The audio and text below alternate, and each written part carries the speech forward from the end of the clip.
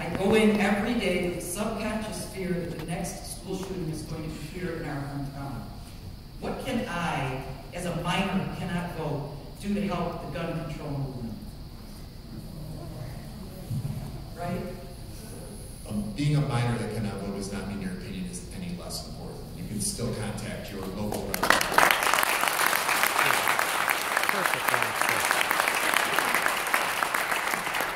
In addition to that, being a public school teacher, I can tell you, as somebody who's had to sit through lockdown drills and action shooter drills and so on, this is a mission that's very important to me.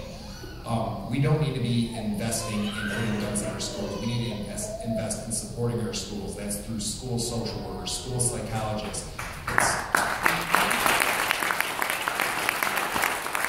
through making sure trained professionals like our police are able to be in our schools as well and have deputy liaison police officers. It's making sure that we continue to fund programs like OK to Say that says that a child can anonymously call a tip that if they see something that doesn't look right and not fear being labeled a snitch or anything like that. There are so many things that we can do, and it doesn't involve putting guns in our schools, which I think, first of all, 71% of NEA employees surveyed said they do not want guns in their schools. 88% of people agree we should not be putting guns in our schools that were surveyed. And also, I will tell you as a teacher, when I ask my students, would you want to see your teachers armed?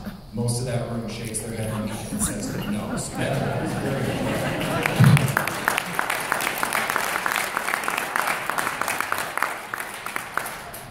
I want to thank that incredible student who wrote that question, and I want to thank all students who are here today participating in your democracy and in this town hall.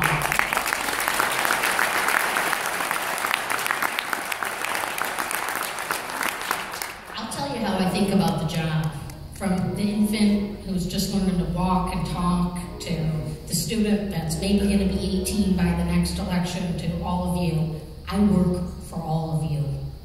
You're my boss. And I say that to the students very sincerely, that your voice matters and your voice counts. Something happened in this country with this last election. When I said that we increased the millennial representation in the United States House of Representatives by 420%. We are encouraging newer voices. We are asking for your voices. I have been so impressed hearing from students, engaging with students, being invited to community meetings that they are putting on. So we need to stay together.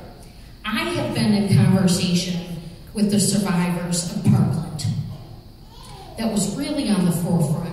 One of them, Charlie Merksey, has graduated from Stone and Douglas and has registered as a lobbyist.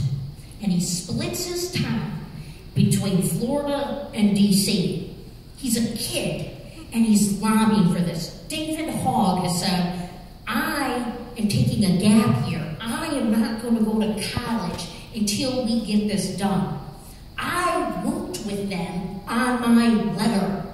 I am working with our students, and I want to work with the students in our own community. It starts with the universal background checks. It also continues with the other measures. There's an executive order that was passed to ban bump stocks.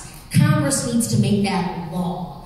We need to get very serious about that. We also need to address the loopholes that exist.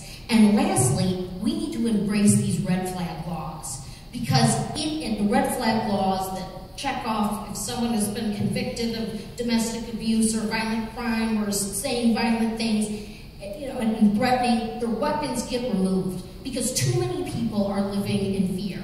And for the student who asked that question, you do not need to go to school afraid. Your parents do not deserve to send you to school afraid or even have this in the back of their mind. We need a culture change. We need action. And that is why we flipped the House of Representatives. That is why we changed our country, to get something done for you and not continue to perpetuate the status quo, which has held us all hostage.